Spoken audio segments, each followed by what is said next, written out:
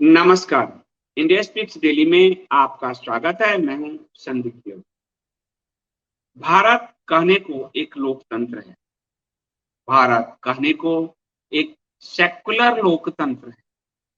परंतु भारत की जो न्यायपालिका है, भारत की जो सरकारें हैं और भारत का जो कानून है, वो साफ बताता है कि यह लोकतंत्र नहीं, यह सेक्युलर नहीं, ये शरिया तंत्र है, ये मजहबी देश।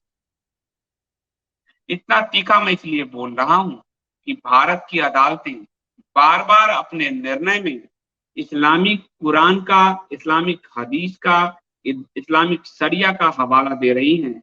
ये साफ तौर पर लोकतांत्रिक सेक्युलर भारत की अवधारणा पर चोट है। भारत के संविधान पर चोट है। भारत के संविधान निर्माताओं के साथ एक क्रूर मजाक है, जो लगातार भारत की न्यायपालिका कर रही है। लगातार भारत की सरकारें अल्पसंख्यक आयोग और अल्पसंख्यक मंत्रालयों के जरिए कर रही है। मैं आज बात करूंगा केरला हाई कोर्ट के जजमेंट का, और ये जजमेंट कहने को महिलाओं के पक्ष में है, लेकिन वास्तव में ये जजमेंट एक मध्य युगीन स्काई बुक पर आधारित है। समाज ऐसे नहीं चल सकता, लेकिन भारत के पूरे तंत्र ने ही जब भारत की पूरी अवधारणा को चोट पहुंचाने की ठान ली हो, तो कौन इसे रोक सकता है। मैं इस पूरे विमर्श को आपके सामने रखूं, उससे पहले आप वीडियो को लाइक कर लीजिए। लाइक करना जरूरी है, क्योंकि लाइक से ही यूट्यूब का एल्गोरिदम आपको इंडिया स्पीक्स डेली के अगले सारे वीडियो दिखाएगा, अथवा आपको इंडिया स्पीक्स डेली के लाइव के नोटिफिकेशन वो भेजेगा। शेयर जरूर कीजिए, क्योंकि शेयर जहां तक आप करेंगे, वहां तक आप इस आवाज को जो पहुंचाना चाहते हो पहुंच पाएगी। और साथ ही कमेंट कीजिए। कमेंट से भी यूट्यूब के एल्गोरिदम में इसको पुश करने में मदद मिलती है। साथ ही मैं सबसे अनुरोध करता हूं कि आप लोग कंटेंट का सब्सक्रिप्शन जरूर भरें। नया महीना आरंभ हो चुका है, और जो लोग भी सब्सक्रिप्शन भरते हैं, उनमें से इस बार काफी कम लोगों के सब्सक्रिप्शन आए हैं। साथ ही यूट्यूब के जो कई मेंबर्स हैं, वो उन मेंबर्स के भी जो है इस बार मेंबरशिप रिन्यू नहीं हुए हैं। तो एक बार आप देखिए और आप सब्सक्रिप्शन जरूर भरिए। मैं आपसे कोई डोनेशन नहीं मांग रहा। सब्सक्रिप्शन कंटेंट का एक छोटा सा मूल्य है। इसका डिटेल आपको स्क्रीन पर, आपको पिन कमेंट में और डिस्क्रिप्शन में उपलब्ध है। कुछ छोटा सा मूल्य कंटेंट का जरूर चुकाइए। मैं लौटता हूँ इस प्रोमो के पास।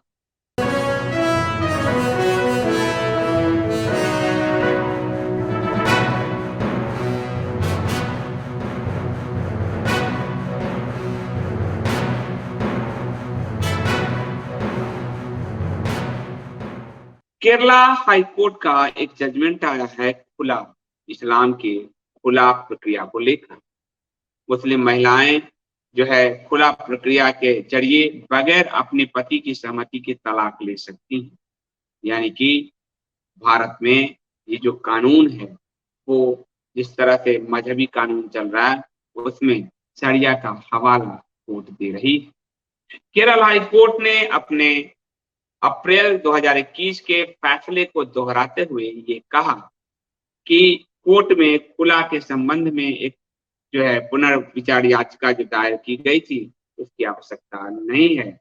याचिका में कहा गया था कि अगर मुस्लिम पत्नी उनके यहाँ शादी होता है, विवाह नहीं होता, विवाह हिंदुओं का होता है, तो मुस्लिम पत्नी शादी खत्म करना चाहती है तो उसे पति से तलाक मांगना होगा, वो तय नहीं कर सकती। और अगर वो मना कर देता है तो महिला को काजी या कोर्ट के पास जाना होगा। हालांकि याचिकाकर्ता का कहना था कि एक मुस्लिम महिला को अपनी मर्जी से तलाक मांगने का अधिकार है, लेकिन यह भी तर्क दिया कि उसे खुला का कोई पूर्ण अधिकार नहीं है। यानी कि इस्लाम के नाम पर प्रोग्रेसिवनेस भी दिखाना है और अंधकुआं भी दिखाना है, दोनों ही चीजें दिखानी है कि आपको अधिकार भी और नहीं भी। उसने तर्क दिया है कि दुनिया में कहीं भी एक मुस्लिम पत्नी को एक तरफा शादी को खत्म करने की अनुमति नहीं है। पूरी दुनिया में मुस्लिम पत्नी एक तरफा शादी खत्म नहीं कर सकती, पति कर सकता है। अदालत ने इस पर कहा 1 नवंबर मंगलवार को। अदालत की पीठ में थे जस्टिस ए मोहम्मद मुश्ताक और जस्टिस C.S. डायस, अदालत ने कहा कि मुस्लिम महिलाओं को खुला प्रक्रिया के जरिए पति की सहमति के बगैर तलाक लेने का पूरा अधिकार है। खुला प्रक्रिया के जरिए, यानी इस्लामी शरिया का हवाला कोर्ट ने दिया, संविधान का नहीं दिया, ध्यान दीजिएगा। वो अदालत ने कहा कि खुला प्रक्रिया के जरिए पति के सहमति के बगैर उसे तलाक लेने का अधिकार है, जो उसे पवित्र कुरान ने दिया है। अंबेडकर साहब को नहीं पता था, सरदार पटेल को नहीं पता था कि भारत एक समय कुरान से चलेगा। बेवजह उन्होंने संविधान बनाया, बेवजह। नेहरू का नाम नहीं लिया क्योंकि जो पर्सनल लॉ की बीमारी है ये नेहरू का देन, इसलिए मैंने नेहरू का नाम नहीं लिया। लेकिन संविधान निर्माताओं को अंबेडकर ने तो साफ लिखा था इसके बारे में। आप पाकिस्तान और भारत का विभाजन या पाकिस्तान आप पुस्तक पढ़ें, उन्होंने क्या लिखा इस्लाम के बारे में।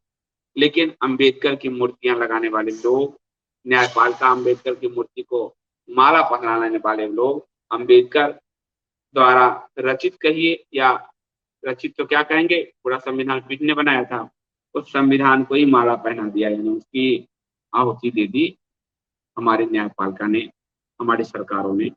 तो वो कह रहे हैं कि पवित्र कुरान ने उसे ये अधिकार दिया है कि वह उसके पति की स्वीकृति या इच्छा के अधीन नहीं है।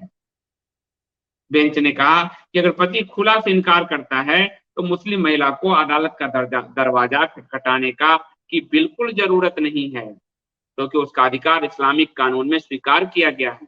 यानी अब अदालत मत आइए, इस्लामिक लॉ चलाइए, अदालत मत आइए, इस्लामिक लॉ चलाइए। ये कौन कह रहा है? केरल की अदालत। अदालत ने यह भी कहा कि अगर कुछ शर्तें पूरी होती हैं तो खुला वैध होगा। पहली यह कि पत्नी की ओर से खुला की घोषणा की जाए, दूसरी यह कि वैवाहिक बंधन के दौरान प्राप्त दहेज या किसी अन्य भौतिक लाभ को वापस करने का प्रस्ताव दिया जाए। हालांकि 2021 के फैसले में अदालत ने कहा था कि अगर पत्नी खुला की घोषणा के समय विवाह के निर्वाह के दौरान प्राप्त दहेज अथवा किसी भौतिक लाभ को वापस नहीं करती तो भी खुला का अधिकार अमान्य नहीं हो सकता। तीसरा शर्त यह कि खुला की घोषणा से पहले सुलह का एक प्रभावी प्रयास किया गया हो। 2021 में कोर्ट ने सुलह के प्रयास वाली बात कही थी। अब ये खुला उला आम हिंदू तो समझता नहीं, लेकिन बोलना पड़ रहा है क्योंकि अदालत सरियत चल रही है। तो 9 अप्रैल 2021 का जो फैसला था वो केरल हाईकोर्ट ने खुला प्रक्रिया को लेकर 49 साल पुराने यानी 1972 के अपने एक फैसले को पलट दिया था। फैसला सुनाते हुए कोर्ट ने कहा था कि अदालतों के हस्तक्षेप के बिना एक मुस्लिम महिला अपने पति को एक तरफा तलाक तब दे सकती है जब अनुबंध में पति ने अपनी पत्नी को तलाक का अधिकार सौंप रखा हो। उसका दूसरा तरीका आपसी सहमति से तलाक का है, जिसे मुबारक कहते हैं। एक प्रक्रिया खुला का है। इस प्रक्रिया को पत्नी की ओर से शुरू किया गया तलाक कहा जा सकता है। केरल हाईकोर्ट ने इस बात का भी जिक्र किया था कि पत्नी को खुला के लिए अदालत जाने के लिए मजबूर करना व्यक्तिगत कानून में उसके लिए निर्धारित किए गए अधिकार को विफल करना है, जो कि काफी हद तक दो प्राथमिक स्रोतों कुरान और हदीस पर आधारित है। सुनते जाइए। अदालत ने कहा था कि खुला में पति की स्वीकृति सही नहीं है। कोर्ट ने कहा कि खुला का अधिकार मुस्लिम पत्नियों को दिया गया एक पूर्ण अधिकार है और इसे लागू करने के लिए किसी विशेष कारण की आवश्यकता नहीं है। 1972 के यानी 6 सितंबर 1972 को हाईकोर्ट में जस्टिस वी खालिद की बेंच ने किसी मोइन बनाम नफीसा के एक अन्य मामले को लेकर फैसला सुनाया था। उसमें कहा गया था कि इस आपराधिक अपील में यह सवाल उठाया गया है कि क्या मुस्लिम पत्नी मुस्लिम विवाह विघटन अधिनियम 1939 के प्रावधानों के तहत अपने पति के साथ विवाह को अस्वीकार कर सकती है। 1939 का अधिनियम 8 जिस रूप में संदर्भित है उसे देखते हुए मेरा जवाब नहीं में है। अदालत ने कहा था, मेरे अनुसार अधिनियम के प्रावधानों के अलावा किसी भी परिस्थिति में पत्नी के कहने पर मुस्लिम विवाह को भंग नहीं किया जा सकता। अब उसी फैसले को पलट दिया गया कि अब महिला को, मुस्लिम महिला को यह अधिकार है। खुला को लेकर आपत्ति जिन लोगों को थी उनका क्या कहना था? खुला को लेकर मुस्लिमों का एक धारा विशेषकर जो हनाफी स्कूल ऑफ थॉट है उसके उलेमाओं ने यह व्याख्या कर रखी है कि इस प्रक्रिया के तहत महिला तभी तलाक ले सकती है जब पति उसके अनुरोध को स्वीकार कर ले, यानी वो जब तक पति स्वीकार नहीं करता तब तक तलाक नहीं माना जाएगा। ये अंधा कुआं बना रखा। अगर पति मना कर देता है तो महिला के पास मुस्लिम विवाह विघटन अधिनियम 1939 के प्रावधानों के तहत अदालत का दरवाजा खटखटाने के अलावा और कोई विकल्प नहीं है। वही all India Muslim personal law board ने पिछले ही वर्ष खुला के संबंध में अदालत के फैसले का स्वागत तो किया था, लेकिन पति की परमिशन के बिना प्रक्रिया को एक तरफा कसरत बताया था। यानी जो उलेमा है, मुल्ले हैं ये और जो इनकी संस्थाएं हैं वो पुरुष वर्चस्व को बनाए रखने के लिए महिलाओं के अधिकार को छीनना चाहती है। इसके लिए भी वो इस्लाम का हवाला दे और अदालत ने जो महिलाओं को अधिकार दिया कि आप स्वतंत्र रूप से पति को आप खुला के तहत तलाक दे के निकल सकते हैं, जरूरत नहीं कि पति उसके लिए इजाजत ही दे। वो अदालत भी उसको कुरान और हदीस से करे, यानी वो भी इस्लामिक लॉ से करे, वो भी कह रहे हैं कुरान का। अब उलेमाओं का कुरान सही है या अदालत की पुरानी व्याख्या सही है, ये तो वही लोग बताएंगे, ये हम हिंदुओं का काम नहीं।